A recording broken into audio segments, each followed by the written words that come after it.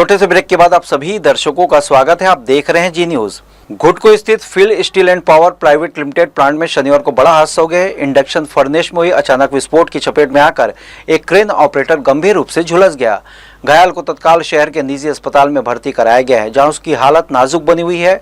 घटना कोनी थाना क्षेत्र के निरतु घुटको स्थित प्लांट की है। बताया जा रहा है कि बिहार निवासी 26 वर्षीय आशुतोष कुमार फर्नेस के पास काम कर रहा था, तभी अचानक विस्फोट हो गया। हादसे में वो करीब 60% तक झुलस गया और धुआं फेफड़ों में जाने से उसे सांस लेने में भी दिक्कत हो रही है।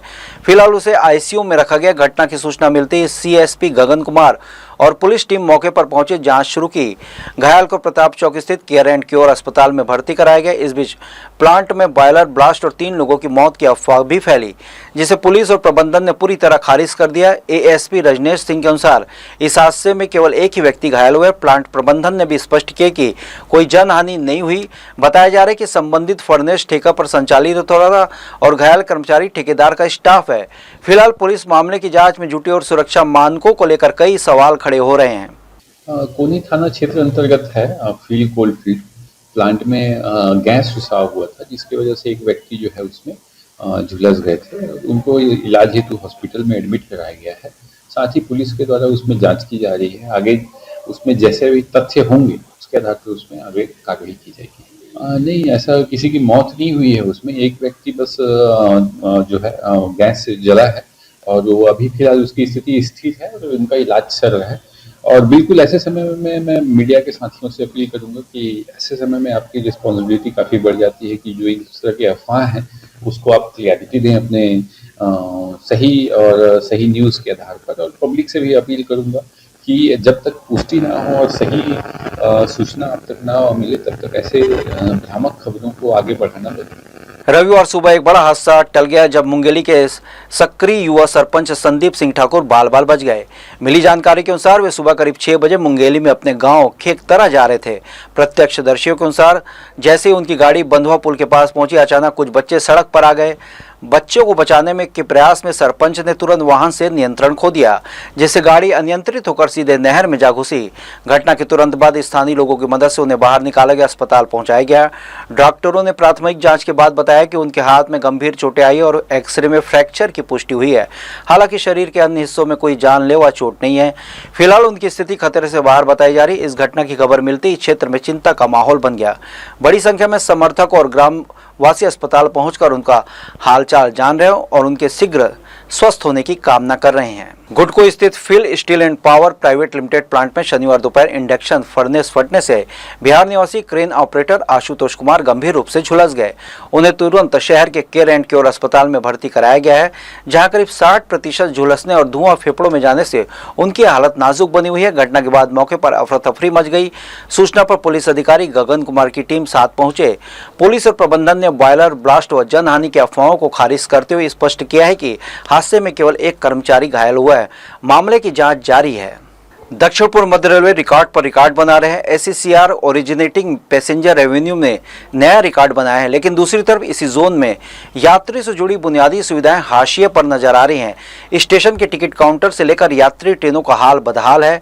पंक्चुअलिटी से लेकर ट्रेनों के रद्द होने तक हर आयाम में रेलवे सिस्टम फेल नजर आता है। सवाल यह है कि जब कमाई रिकॉर्ड हो रही है तो आखिर यात्रियों को राहत क्यों नहीं? देखिए यह रिपोर्ट। दक्षिण पूर्व मध्य रेलवे ने ओरिजेंटिक पैसेंजर रेवेन्यू यानी कि जोन से यात्रा प्रारंभ करने वाले यात्रियों से मिलने वाली राशि के आंकड़ों में नया रिकॉर्ड कायम किया है।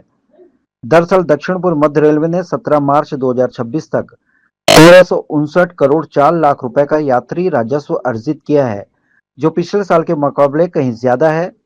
जबकि रेलवे का लक्ष्य महज 1348 करोड़ रुपए का था, यानी कमाई टारगेट से भी ज्यादा हो चुकी है। रेलवे के मुताबिक स्पेशल ट्रेनों के संचालन और यात्रियों की बढ़ती संख्या के चलते राजस्व हासिल हुआ है। अलग अलग कैटेगरी में भी 18.7% तक की वृद्धि दर्ज की गई है। फाइनेंशियल ईयर 2025-26 में जो हमारा टारगेट है ओरिजिनेटिंग पैसेंजर रेवेन्यू का, उसमें हमने एक्सेड किया है और हमने 1359 करोड़ अब तक अर्निंग किया है। और इस फाइनेंशियल ईयर को कंप्लीट होने में अभी 12-13 दिन बाकी है, इसमें और अर्निंग किया जाएगा। तो एससीसीआर में हम लोग पैसेंजर की मूवमेंट के लिए प्रायोरिटी देते हैं और इसमें हमने इस साल इस फाइनेंशियल ईयर में जो एक्स्ट्रा डिमांड थी उसको देखते हुए 116 स्पेशल ट्रेन भी चलाई है। इसके अलावा कुछ स्टेशन पे स्टॉपेजेस रिस्टोर हुए और कुछ नए स्टॉपेजेस भी दिए गए। ओरिजिनेटिंग पैसेंजर रेवेन्यू के अलावा माल परिवहन में भी रेलवे का यह जोन हर साल देश भर में अव्वल आता रहा, लेकिन दूसरी तरफ रेल यात्रियों के लिए बुनियादी सुविधाओं की कमी प्लेटफॉर्म से ट्रेन के कोच तक नजर आती है, जिसकी वजह से यात्री हर रोज कई मुसीबतों से दो चार हो रहे हैं। ट्रेनों की लगातार लेट, लतीफी और कैंसिलेशन से यात्री बेहाल है। चौथी लाइन, थर्ड लाइन और मेंटेनेंस के नाम पर आए दिन कई ट्रेनें रद्द की जा रही हैं, जिससे लोगों को अपने सफर कैंसिल करने तक की नौबत आ रही है। रोजाना हजारों यात्री प्लेटफॉर्म पर घंटों इंतजार करने को मजबूर हैं और उनकी परेशानी कम होने का नाम नहीं ले रही। ट्रेन जैसे कि अब अपन आए हैं, अपनी ट्रेनिंग का टाइमिंग था यहाँ से डिपार्चर का 10:54 और अभी हमारी ट्रेन मतलब अभी 12:15 बज रहा है, अभी तक अपनी ट्रेन नहीं आई है। अभी उसका समय दिखा रहा है 2 बजे का। तो अनफॉर्चुनेटली अपने को इस चीज़ में बहुत प्रॉब्लम होती है कि ट्रेन मतलब बहुत ही ज़्यादा लेट चल रही है और इंसान क्या होता है कि कभी कभार यहाँ से अपने को जो डेस्टिनेशन है वहाँ से अपने को ट्रेन चेंज करना पड़ता है। उसमें अपने को बहुत इनकन्वीनियंस फील होता है कि भाई वहाँ पर अपन क्या रहता है कि 1 घंटे का 1.5 घंटे का अपन टाइम गैप लेके चलते हैं, बाकी 4-4 घंटे 3-3 घंटे लेट ट्रेन होती है, तो अपने को बहुत प्रॉब्लम्स फेस करने पड़ते हैं इस चीज़ में। मेन प्रॉब्लम है इसमें टाइम से ट्रेनों का ना चलना। किसी की 1 घंटे लेट है, किसी की 2 घंटे लेट है, 8-8 घंटे लेट है, जो पैसेंजर है उसका अगला शेड्यूल बिल्कुल ख़राब हो जाता है। उसे जाना है, वापस जाना है, उसका सारा सबसे बड़ी समस्या तो ये है। और दूसरी ट्रेनों के अंदर क्लीनिंग की प्रॉब्लम रहती है। वो तो किसी से ज़बरदस्ती कहो तो आ जाएगा, फ़ोन करो तो आ जाएगा, अदरवाइज़ कोई ध्यान नहीं। जोनल रेलवे के यूजर्स कंसल्टेटिव कमेटी के सदस्य भी ये मानते हैं कि रेलवे में सुविधाओं का विस्तार बेहद जरूरी है। उनका कहना है कि रिकॉर्ड बनाना, उपलब्धियां हासिल करना अच्छी बात है, लेकिन असली फोकस यात्रियों की बुनियादी सुविधाओं पर होना चाहिए। ट्रेनों की पंक्चुअलिटी, कैंसिलेशन पर नियंत्रण और स्टेशन पर बेहतर व्यवस्थाएं सुनिश्चित करना ही रेलवे की प्राथमिकता होनी चाहिए, तभी यात्रियों को वास्तविक राहत मिल पाएगी। सफाई क्लीनिंग की ज़्यादा ध्यान देना चाहिए। वॉशरूम वगैरह जाने से बहुत परहेज करना पड़ता है, वहाँ पे एकदम सफाई नहीं होती है, तो सफाई को थोड़ा सा ध्यान देना चाहिए। और क्या आप कहेंगे, क्या क्या असुविधाएं ट्रेन में होती हैं? असुविधाएं बोलेंगे तो जैसे आजकल तो एसी वाला भी कोच है तो वो जनरल टाइप का ही हो गया है। वहाँ पे अदर यात्री भी बिना टिकट के ही चढ़ जाते हैं, बाद में फिर टीटीआई से टिकट बनवा लेते हैं। जिनका रिजर्वेशन होता है तो उनको वो सब परेशानियों का सामना करना पड़ता है। जो कैंसिलेशन होता है वो जो अभी कैपेसिटी ऑगमेंटेशन या सेफ्टी के वर्क हो रहे हैं उसी के लिए होता है। यहाँ पे बड़े पैमाने पे कैपेसिटी ऑगमेंटेशन के वर्क हो रहे हैं, जैसे कि 3rd लाइन है, 4th लाइन है, और जहाँ जहाँ सिंगल लाइन थी वहाँ पे डबल लाइन भी है। तो इसको देखते हुए या फिर एलसी गेट है जहाँ पे जो आरओबी आरवीबी बन रहे हैं उनके लॉन्चिंग के गर्डर लॉन्चिंग होते हैं, उसके लिए कैंसिलेशन होता है। उसके बाद भी अगर हम अच्छा कर पा रहे हैं तो ये हमारी जो अच्छे से अच्छी हमारी प्लानिंग है और हम लोग जो पैसेंजर को हम अच्छे से अच्छी सुविधा देना चाहते हैं उसी का प्रतीक है। टेक VO4 कुल मिलाकर एक तरफ आंकड़ों में रिकॉर्ड पर रिकॉर्ड बनाता दक्षिण पूर्व मध्य रेलवे, दूसरी तरफ बुनियादी सुविधाओं के लिए जूझता आम यात्री। अब बड़ा सवाल यही कि क्या रेलवे अपनी कमाई का फायदा यात्रियों को दे पाएगा या फिर यूं ही आंकड़ों में उपलब्धियां गिनाई जाती रहेंगी और यात्री परेशान होते रहेंगे। फिलहाल सभी की नजरें रेलवे की अगली कार्रवाई और सुधार पर टिकी है। जी न्यूज के लिए कैमरामैन गोपाल मौर्य के साथ प्रियंका सिंह की रिपोर्ट। श्री श्री सोलापुरी माता पूजा समिति शुभम विहार, हरदी रोड, वार्ड क्रमांक 12, सिरगिटी द्वारा आयोजित वार्षिक पूजा उत्सव का अंतिम दिवस अत्यंत श्रद्धा, भक्ति और पारंपरिक रीति रिवाजों के साथ संपन्न हुआ। पूरे आयोजन में क्षेत्र भक्तिमय माहौल से सराबोर रहा। लगातार 7 दिनों तक मां के विभिन्न स्वरूपों का दर्शन कराया गया और प्रतिदिन विशेष श्रृंगार किया गया।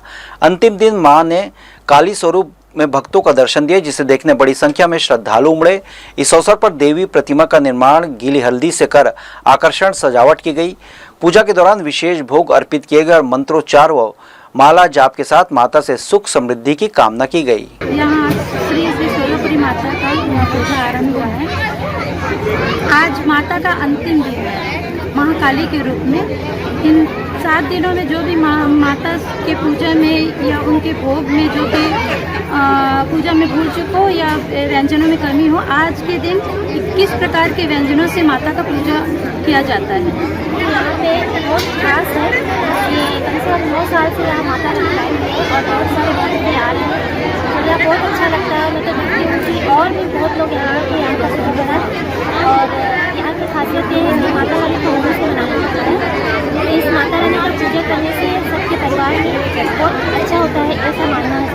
फूल चौक के पास स्थित दक्षिण मुखी हनुमान मंदिर में हनुमान जन्मोत्सव के अवसर पर 6 दिवसीय भव्य आयोजन किया जा रहा है। यह आयोजन 2 तारीख से शुरू होकर लगातार 6 दिनों तक चलेगा, जिसमें श्रद्धालुओं के लिए विशेष धार्मिक कार्यक्रमों की श्रृंखला रखी गई है। मंदिर के सेवक शिवा नायडू ने जानकारी देते हुए बताया कि यह मंदिर पिछले 3 दशकों से स्थापित है और हर वर्ष हनुमान जन्मोत्सव के अवसर पर यहाँ विशेष आयोजन किया जाता है। इस वर्ष आयोजन और अधिक भव्य और बड़े स्तर पर आयोजित किया जा रहा है, जिसे लेकर श्रद्धालुओं में खासा उत्साह है। आयोजन के पहले दिन सुबह 7 बजे से भजन कीर्तन के साथ कार्यक्रम की शुरुआत होगी। इसके साथ ही श्रद्धालुओं के लिए प्रसाद वितरण भी किया जाएगा। यह सिलसिला पूरे 6 दिनों तक लगातार जारी रहेगा, जिसमें अलग अलग प्रकार के धार्मिक कार्यक्रम आयोजित किए जाएंगे। इसके अलावा प्रतिदिन शाम के समय विभिन्न प्रकार के मिष्ठान और भोग का वितरण किया जाएगा। साथ ही रोजाना हनुमान चालीसा पाठ, हवन पूजन का आयोजन भी किया जाएगा, जिसमें पूरे क्षेत्र में भक्तिमय माहौल बना रहेगा। मंदिर हमारा विगत 3 दशकों से यहाँ पे है और लगातार हर साल जन्मोत्सव में कार्यक्रम होता है। इस वर्ष बड़ी धूमधाम से मनाने जा रहे हैं क्योंकि 30वां वर्ष है और ये कार्यक्रम विगत 6 दिनों तक चलेगा और 6 दिन भोग भंडारे का आयोजन है। पहले दिन तो सुबह 7 बजे से चालू होगा, जिसमें 3 विशेष आरतियाँ रहेंगी, सुबह, दोपहर को और रात वाली, और बाकी 5 दिन शाम के समय आरती रहेगी। अंतिम 6वें दिन मंगलवार को हवन है, उसके पहले कन्या पूजन का भी कार्यक्रम रखा गया है। रविवार को बिलासपुर में बहुजन समाज पार्टी का बड़ा जुटान देखने को मिला। केंद्रीय स्तर के नेता राजाराम के आगमन को लेकर कार्यकर्ताओं में खासा उत्साह रहा। जैसे ही पार्टी का प्रतिनिधिमंडल बिलासपुर रेलवे स्टेशन पहुंचा, वहां पहले से मौजूद बड़ी संख्या में पदाधिकारियों और कार्यकर्ताओं ने उनका जोरदार स्वागत किया। नारेबाजी उत्साह के माहौल में पूरे स्टेशन परिसर में पार्टी का रंग देखने को मिला। इस दौरान छत्तीसगढ़ के विभिन्न जिलों से आए बसपा पदाधिकारी और कार्यकर्ता बड़ी संख्या में शामिल हुए। सभी ने एकजुट होकर आगामी कार्यक्रमों को सफल बनाने का संकल्प लिया। नेता राजाराम के स्वागत में फूल मालाएं अर्पित की गई और पार्टी के प्रति अपनी निष्ठा व्यक्त की गई। इस दौरान 14 अप्रैल को मनाई जाने वाली डॉक्टर भीमराव अंबेडकर जयंती की रूपरेखा पर विशेष चर्चा की गई। इस अवसर पर और भव्य और ऐतिहासिक बनाने के लिए विभिन्न स्तरों पर तैयारियों करने की बात कही गई। प्रदेश भर में रैलियां, संगोष्ठियां और सामाजिक कार्यक्रम आयोजित करने की योजना बनाई गई। पार्टी नेताओं का कहना है कि अंबेडकर जयंती केवल उत्सव नहीं बल्कि सामाजिक न्याय और समानता के संदेश को जन जन तक पहुंचाने का माध्यम है, इसलिए इसे पूरे उत्साह और अनुशासन के साथ मनाया जाएगा। आज छत्तीसगढ़ प्रदेश के सभी जिम्मेदार साथियों की एक हमारी बैठक है। वैसे प्रदेश की बैठक है हमारी कल रायपुर में, लेकिन आज बिलासपुर में हम अपने साथियों से मिलने इधर आए हैं और बहन जी का संदेश लेके आए हैं कि 14 अप्रैल को अभी साथियों से हम चर्चा करेंगे और कोई प्लेस डिसाइड करेंगे जहां परम पूज्य बाबा साहब के जयंती का कार्यक्रम ऑर्गेनाइज किया जाए। इस मकसद से आधे हजार हम चल के आए। जी, आज हमारे बहुजन समाज पार्टी के केंद्रीय स्टेट कोऑर्डिनेटर सम्माननीय राजाराम साहब जी आ रहे हैं। उन्हीं के स्वागत के लिए पूरी बहुजन समाज पार्टी छत्तीसगढ़ के प्रदेश इकाई की सभी टीम पर यहाँ पर उपस्थित हैं। और चूँकि माननीय पूर्व राज्यसभा सांसद जी हैं और हमारे पार्टी के बहुत ही वरिष्ठ नेता हैं और उनके स्वागत के लिए हम सब उपस्थित हुए हैं। 14 तारीख के कार्यक्रम को लेकर वो जगह निरीक्षण करने के लिए यहाँ पे आ रहे हैं। तो ये थे इस बुलेटिन की खबरें। देश विदेश की तमाम खबरों के लिए बनी रही जी न्यूज़ के साथ। मुलाकात हुई अगले बुलेटिन में, तब तक के लिए मुझे दीजिए इजाज़त। आप स्वस्थ रहें, खुश रहें, अपना बहुत बहुत ख्याल रखें और देखते रहिए जी न्यूज़। नमस्कार।